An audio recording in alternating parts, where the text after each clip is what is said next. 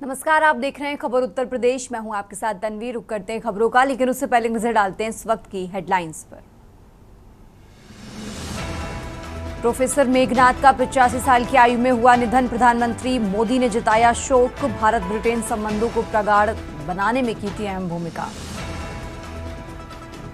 CM योगी करेंगे युवा conclave और यूपी मार्ट का शुभारंभ। इंदिरा गांधी प्रतिष्ठान में आज से लगेगा 2 दिवसीय युवा एक्सपो। देश के कई राज्यों में होगी भारी से ज्यादा बारिश। यूपी, एमपी और उत्तराखंड सहित अन्य राज्यों के लिए आईएमडी ने जारी किया अलर्ट। दिल्ली सरकार ने कारोबारियों और उद्योगपतियों को दी राहत। अब डीएसआईआईडीसी मान्यता प्राप्त औद्योगिक क्षेत्र में नहीं लेना होगा नगर निगम का लाइसेंस। लोकप्रिय साबित हो रहा संचार साथी पोर्टल। करीब 15 करोड़ लोगों ने किया इस्तेमाल। आज होगी निसार मिशन की लॉन्चिंग। पूरी पृथ्वी को करेगा स्कैन। दुनिया देखेगी भारत की अंतरिक्ष इंजीनियरिंग की ताकत। आप देख रहे हैं के न्यूज़, खबरों का सारथी। और चलिए अब रुक करते हैं खबरों का और खबर उत्तर प्रदेश की शुरुआत करते हैं अलीगढ़ की खबर से। अलीगढ़ से खबर आपको बता रहे हैं, जहां मौलाना साजिद रशीदी की टिप्पणी का विरोध किया गया है। सपा महिला सभा के पदाधिकारी ने विरोध जताया है। जिला अध्यक्ष सुनीता यादव ने एफआईआर दर्ज करने की मांग उठाई है। अलीगढ़ से बड़ी खबर आपको बता रहे हैं, जहां सपा नेत्री ने मौलाना को गिरफ्तार किए जाने की मांग उठाई। एसएसपी कार्यालय पहुंची सपा महिला सभा की पदाधिकारी। तो बड़ी खबर आपको अलीगढ़ से बता रहे हैं, जहां मौलाना साजिद रशीदी की टिप्पणी का विरोध किया गया है।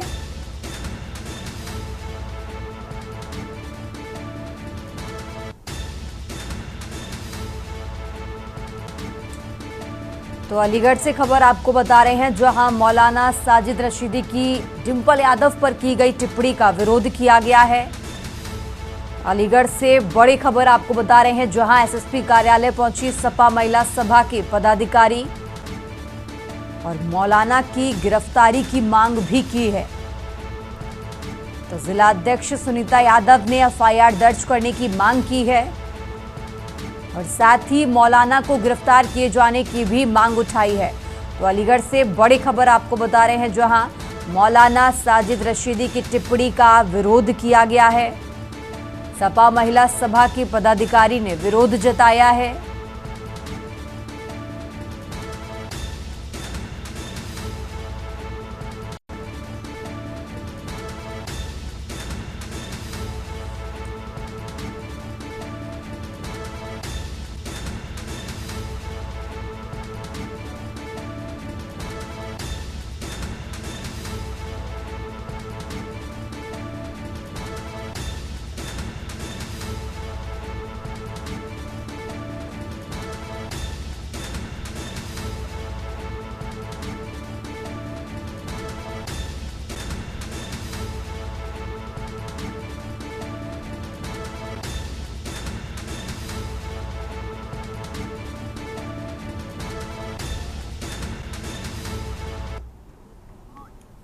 हम एसएसपी कार्यालय पे आए हैं। तो जो मौलाना साहब साजिद रशीद साहब जो हैं, उन्होंने महिलाओं को लेके हमारी पार्टी के जो बड़े लीडर हैं, जो हमारी हम सब की नेता हैं डिंपल यादव जी, मैनपुरी से सांसद हैं, उन पर अभद्र टिप्पणी, कपड़ों को लेके अभद्र टिप्पणी की है। तो हम उनके खिलाफ यहाँ तहरीर देने आए। हमारी यही है कि उन पर सख्त से सख्त कार्रवाई हो, ताकि वो महिलाओं पर अभद्र टिप्पणी कभी जीवन में, आम महिलाओं पर भी कभी जीवन में इस तरह की अभद्र टिप्पणी ना हो। जी, हमने उन्हें सख्त, हम उनके जो बयान की हम कड़ी से कड़ी निंदा करते हैं और गिरफ्तारी की मांग करते हैं। आगे बढ़ते हैं खबरों में। अलीगढ़ से एक और खबर आपको बता रहे हैं, जहां पुलिस टीम से बदसलूकी की गई है। बन्ना देवी थाना क्षेत्र के सराय रहमान में बवाल हुआ है। शिकायत पर पहुंची पुलिस से बदसलूकी की गई। दरोगा और सिपाही की वर्दी फाड़ी गई है। किराएदारी विवाद के चलते ये हंगामा हुआ है। वक्फ प्रॉपर्टी के लोगों ने ये हंगामा किया। फिलहाल पुलिस इस पूरे मामले की जांच कर रही है। तो अलीगढ़ से खबर आपको बता रहे हैं, जहां फिलहाल पुलिस इस पूरे मामले की जांच में जुटी हुई है, जहां दरोगा और सिपाही की वर्दी फाड़ी गई। किराएदारी विवाद के चलते ये हंगामा हुआ है।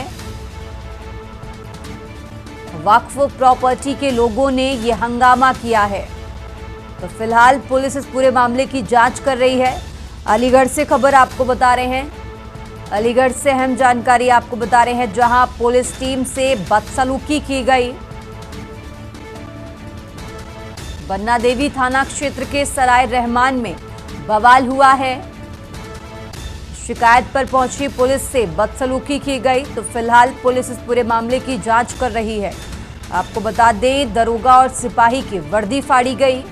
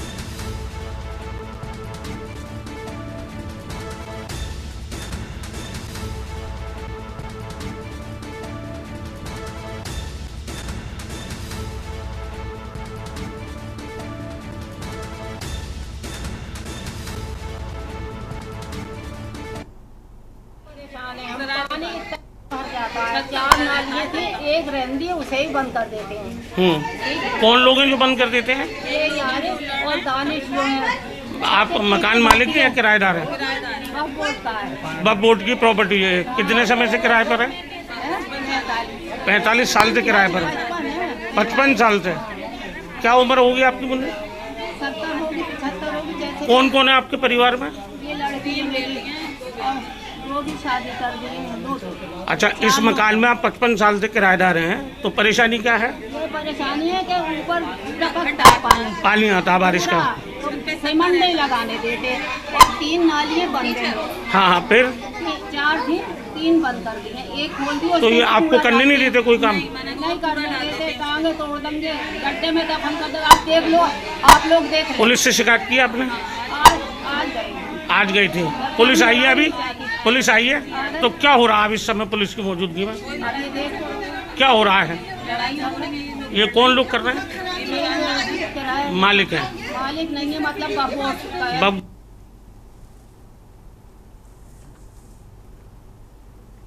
आगे बढ़ते हैं खबरों में। देश में कुपोषण की बढ़ती समस्या के बीच एक राहत भरी खबर सामने आई है। चंद्रशेखर आजाद कृषि एवं प्रौद्योगिकी विश्वविद्यालय कानपुर के वैज्ञानिकों ने गेहूं की एक विशेष प्रजाति के 1317 विकसित की है, जिसमें जिंक और आयरन जैसे आवश्यक सूक्ष्म पोषक तत्व भरपूर मात्रा में मौजूद हैं। ये प्रजाति देश के लोगों को बेहतर पोषण उपलब्ध कराने में महत्वपूर्ण भूमिका निभा सकती है। सीएसए विश्वविद्यालय के अनुसंधानकर्ताओं ने इस प्रजाति को सालों की मेहनत और फील्ड ट्रायल के बाद तैयार किया है। विश्वविद्यालय ने अब भारतीय गेहूं एवं जौ अनुसंधान संस्थान के साथ समझौता किया है। सीएसए कुलपति डॉक्टर आनंद कुमार सिंह ने बताया कि ये प्रजाति न केवल स्वास्थ्य के लिए लाभकारी है बल्कि किसानों को भी ज्यादा उत्पादन और मुनाफा देगी। इसका बीज कम समय में तैयार होता है और कम लागत में ज्यादा लाभ देता है। आने वाले महीनों में इसका राष्ट्रीय स्तर पर ट्रायल कराया जाएगा ताकि विभिन्न जलवायु क्षेत्रों में इसकी उपयुक्तता साबित की जा सके। अब इस गेहूं की मांग पूरे देश में हो रही है। वहीं लगभग देश के 7 से 8 बड़े राज्य लगातार इस गेहूं की मांग कर रहे हैं। भारत में बड़ी आबादी में सूक्ष्म पोषक तत्वों की कमी, खासकर जिंक और आयरन की कमी देखी जाती है, जिससे एनीमिया और विकास संबंधी समस्याएं उत्पन्न होती हैं। ऐसे में ये बायो फर्टिफाइड गेहूं प्रजातियां कुपोषण से लड़ने का कारगर उपाय साबित हो सकती हैं।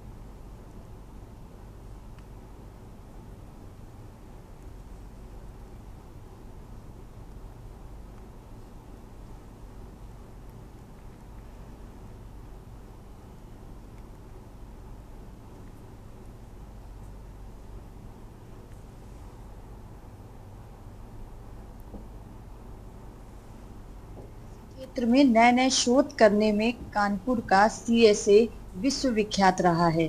एक बार फिर से CSA ने गेहूं की 1317 प्रजाति को इजाद किया है। गेहूं की इस प्रजाति में क्या कुछ खासियत है ये बताने के लिए CSA के VC डॉक्टर आनंद कुमार सिंह हमारे साथ हैं, उनसे बातचीत कर लेते हैं। सर, क्या है इस गेहूं की खासियत और इसको किस तरीके से किसान उपज करके अपना लाभ पा सकता है? इस वैरायटी की जो खासियत है बड़े ही वांछित खासियत हैं, जो कि आज के युग में, आज के समय में जब मौसम परिवर्तन हो रहा है, जो प्रजाति, जिस तरीके की प्रजाति चाहिए वो सारे गुण इसमें हैं। एक तो पोषण के लिए इसमें 10.5% प्रोटीन है। दूसरा, कम पानी में इसकी खेती की जा सकती है। 2 से 3 इरिगेशन सिंचाई करने के बावजूद भी इसकी उत्पादकता 5 टन से ऊपर है, जो कि देश की औसत उत्पादकता से बहुत ज़्यादा है। दूसरा, इसमें बीमारियां और कीड़े बहुत ही कम लगते हैं, जिससे कि खेती में ये इस वैरायटी के द्वारा अगर गेहूं की खेती की जाती है तो खर्च में बहुत ही कटौती होगी। खर्च में कटौती होने का सीधा मतलब होता है किसान की आय को बढ़ाना होता है। इस वैरायटी की, इसको हम लोगों ने राष्ट्रीय स्तर पर नोटिफिकेशन कराया भारत सरकार के कृषि मंत्रालय से, जिसकी वजह से इस वैरायटी की बीज की डिमांड 6 से 8 राज्यों से आ रही है, जो कि हमारे लिए बहुत सुखद समाचार है। जो ब्रीडर्स हैं, जो प्रजनक हैं इस वैरायटी के, इस विश्वविद्यालय के, उनके लिए बहुत ही शुभ समाचार है कि उनके प्रयास राष्ट्रीय स्तर पर रिकॉग्नाइज किए जा रहे हैं और बताया जा रहा है। अगर वहाँ पे उनकी खेती अच्छी तरीके से सफलतापूर्वक हो जाती है, जो कि मूल्यांकन के बाद ये डिमांड आ रही है, इसका मतलब कि ये वैरायटी वहाँ पे अच्छा करेगी ही। हम लोग इंतजार कर रहे हैं कि हम बीज वहाँ पे दे रहे हैं, जैसे राजस्थान है, मध्य प्रदेश है, नॉर्थ ईस्ट के राज्यों से भी डिमांड इसकी आ रही है, बिहार से आ रही है, उत्तर प्रदेश के बुंदेलखंड से आ रही है। वहाँ पे हमारी वैरायटी पिछले साल भी गई थी, इस साल भी जा रही है। डेटा हम लोग इकट्ठा करेंगे, उसके अनुरूप हम लोग अपनी स्ट्रेटजी, अपनी सामरिकता निर्धारित करेंगे कि कैसे इस वैरायटी पे और अच्छे तरीके से कार्य करके बीज की मात्रा को, किसान को सहभागी बना करके, ज़्यादा से ज़्यादा बीज बना करके किसानों को दें, ताकि इसका क्षेत्रफल बढ़े और किसानों की आय बढ़े। इसी के साथ टिकाऊपन हो खेती में, गेहूं की खेती में, और समाज को एक ऐसा गेहूं मिले जो कि पोषक हो, जिसमें कि प्रोटीन 10.5% या उससे ज़्यादा ही है। हमारे साथ CSA के VC, जिनका ये कहना है कि CSA में ज़्यादा से ज़्यादा जो फसलें हैं उनके ऊपर शोध करा जा रहा है, ताकि उनको किसानों तक पहुंचाया जा सके और किसानों की आय को बढ़ाया जा सके। कानपुर से के न्यूज़ के लिए सारिका गुप्ता की रिपोर्ट। खबरों का सिलसिला लगातार जारी है। फिलहाल यहाँ रुकते हैं एक छोटे से ब्रेक के लिए। आप देख रहे हैं के न्यूज़, खबरों का सारथी। ब्रेक से वापस आ चुके हैं। रुक करते हैं खबरों का। जीवन शैली के बिगड़ जाने से तथा खानपान का सही ना होना हेपेटाइटिस बीमारी को बढ़ावा दे रहा है। हेपेटाइटिस बीमारी से बचाव करने के लिए वर्ल्ड हेपेटाइटिस दिवस के अवसर पर गणेश शंकर विद्यार्थी सुपर स्पेशलिटी PGI के सभागार में एक साइंटिफिक संगोष्ठी का आयोजन किया गया। संगोष्ठी में बताया गया कि प्रतिवर्ष लगभग 2400 मरीजों की माइक्रोबायोलॉजी में जांचें जा रही हैं, जिसमें 3.5% लोग हेपेटाइटिस बीमारी से पीड़ित हो रहे हैं। इस बीमारी से बचाव करने और इसके लक्षण के बारे में संगोष्ठी के माध्यम से जागरूक किया गया। इसके बारे में ज्यादा जानकारी गैस्ट्रोएंट्रोलॉजी विभागाध्यक्ष डॉक्टर विनय कुमार ने के न्यूज के साथ बातचीत की है।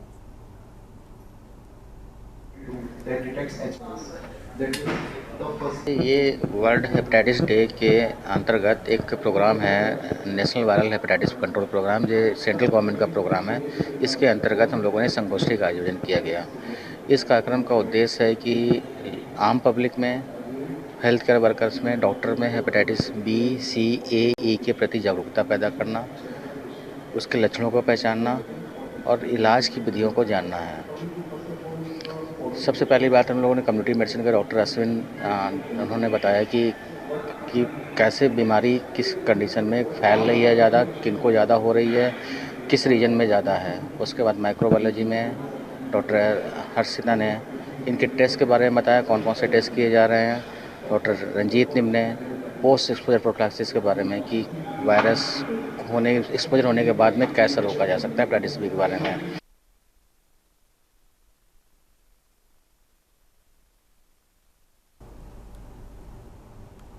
आगे बढ़ते हैं खबरों में। अब खबर बुलंदशहर से है, जहां खुर्जा में भव्य शोभा यात्रा, भोलेनाथ की भव्य शोभा यात्रा का आयोजन किया गया है।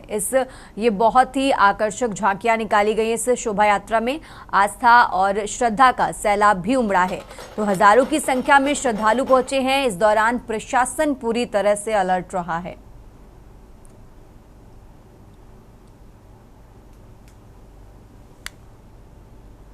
और अब खबर मथुरा से है, जहां बरसाना में श्री राधा रानी मंदिर मार्ग पर दो पक्षों के बीच हुए लाठी डंडों के संघर्ष में तीर्थ नगरी की शांति को झकझोर दिया है। ये घटना उस समय हुई जब वर्षभर जी मंदिर और अष्ट सखी मंदिर की सेवा करने वाले दो दुकानदार पक्षों के बीच किसी बात को लेकर विवाद हो गया। देखते ही देखते दोनों ओर से जमकर लाठी डंडे और ईंट पत्थर चलने लगे। इस घटना का वीडियो सोशल मीडिया पर तेजी से वायरल हो गया, जिसमें साफ देखा जा सकता है कि सड़क पर किस तरह अफरा तफरी मची है। इस हिंसक झड़प में कुछ लोग घायल भी हुए हैं।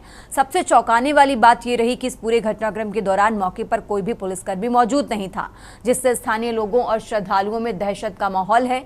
ये मार्ग राधा रानी मंदिर जाने वाला मुख्य रास्ता है, जहां आमतौर पर भारी भीड़ रहती है। वायरल वीडियो अब चर्चा का विषय बना हुआ है। वहीं प्रशासन पर सवाल उठ रहे हैं कि श्रद्धालुओं की सुरक्षा को लेकर कोई व्यवस्था क्यों नहीं की गई थी।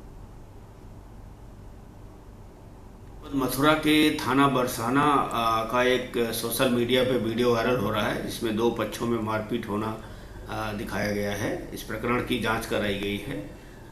थाना बरसाना के में कस्बा में एक सुदामा चौक है, जहां पर दो लस्सी विक्रेताओं में लस्सी के ग्राहकों को अपनी तरफ आकर्षित करने को लेकर के मारपीट हुई है, जिसमें जो लस्सी के कुल्हड़ होते हैं वो भी उनके द्वारा भी चोट पहुंचाई गई है। एक महिला को चोट आई है, उसका तत्काल हम लोगों ने मेडिकल कराया है और इस प्रकरण में अभी तहरीर प्राप्त की जा रही है। जो भी दोषी होगा उसके विरुद्ध कठोर कार्रवाई की जाएगी।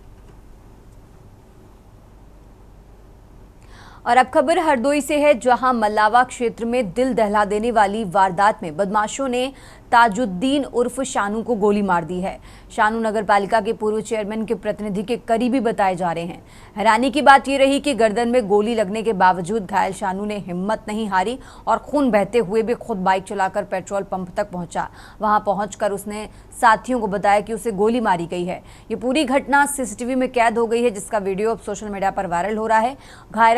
घायल शानू को मल्लावा सीएचसी में लखनऊ ट्रामा सेंटर रेफर किया गया है, जहां उसकी हालत खतरे से बाहर बताई जा रही है।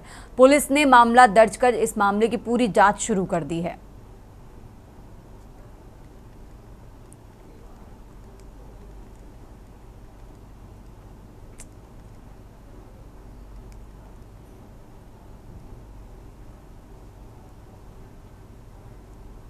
मल्लावा पर एक युवक शानू के गोली लगने से घायल होने की सूचना प्राप्त हुई। प्राप्त सूचना पर पुलिस तत्काल मौके पर पहुंची। घायल युवक को बेहतर इलाज हेतु लखनऊ ले जाया गया है। डॉक्टरों द्वारा उसकी स्थिति को बेहतर बताया गया है। घटना की जांच हेतु कुल 4 टीमों का गठन किया गया है। घटना के परिस्थितियों की गहनता से जांच की जा रही है। फोरेंसिक टीम द्वारा घटनास्थल का निरीक्षण किया गया है। प्रकरण में अन्य आवश्यक वैधानिक कार्रवाई प्रचलित है। और अब खबर जालौन के कालपी तहसील से है, जहां सरिया चोरी में लिप्त गिरोह से पुलिस की मुठभेड़ हुई है। मुठभेड़ में एक बदमाश के पैर में गोली लगी है, जबकि 3 ने मौके पर ही सरेंडर कर दिया। पुलिस अधीक्षक डॉक्टर दुर्गेश कुमार के मुताबिक देर रात कालपी पुलिस एसओजी और सर्विलांस टीम की संयुक्त कार्रवाई में मुठभेड़ हुई है। घायल बदमाश को इलाज के लिए अस्पताल में भर्ती कराया गया है। गिरफ्तार बदमाशों के कब्जे से अवैध असलाह, कारतूस, ट्रक और 15 कुंटल चोरी का सरिया बरामद हुआ है। पुलिस अधीक्षक ने इसे संगठित गिरोह के खिलाफ बड़ी सफलता बताया है। जून और जुलाई में 2 घटनाएं सरिया चोरी की हुई थी, एक निर्माणाधीन पेट्रोल पंप से, एक निर्माणाधीन मकान से, दोनों लगभग 20 कुंटल के आसपास। उसके अलावा 1-2 जगह इस तरीके की चोरी का अटेम्प्ट भी हुआ था। इस गैंग की मोडस ऑपरेंडी थी कि वहाँ जो भी चौकीदार होता था उसको में बांध देते थे और फिर वहाँ से सरिया चुरा के ले जाते थे। अपर पुलिस महानिदेशक कानपुर जोन, पुलिस उप महानिरीक्षक झांसी परिक्षेत्र द्वारा इस घटना को प्रियॉरिटी पर लेकर अनावृत करने का, अभियुक्तों की गिरफ्तारी का निर्देश दिया गया था। उस क्रम में 2 टीमें क्षेत्राधिकारी कालपी के नेतृत्व में गठित की गई थी, एक एसओजी की, दूसरी इंस्पेक्टर कालपी की।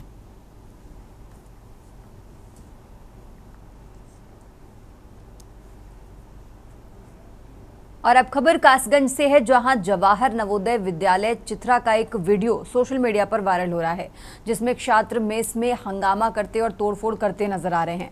बताया जा रहा है कि खराब खाने और पानी की कमी को लेकर छात्रों ने विरोध किया है। प्रिंसिपल RR सिंह ने घटना की जानकारी से इनकार किया, जबकि जिला विद्यालय निरीक्षक ने स्कूल जाकर जांच की बात कही है।